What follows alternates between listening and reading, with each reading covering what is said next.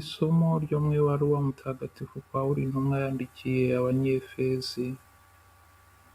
Bavandimwe, muramenye ntimugashavuze Roho Mutagatifu w'Imana, wa wundi mwahawe ngo abe ikimenyetso kizabaranga ku munsi w'ukubohorwa kwanyu.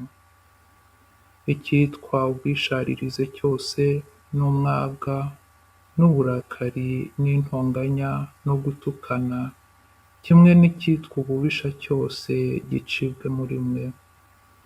Ahubwo nimugirirane ineza n'impuhwe, mubabarirane ibyaha nk'uko Imana yabababariye muri Kristu.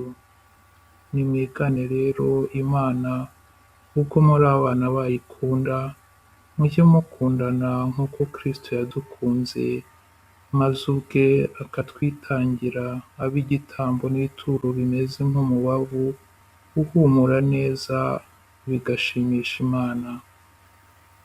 Iryo ni ijambo ry'Imana.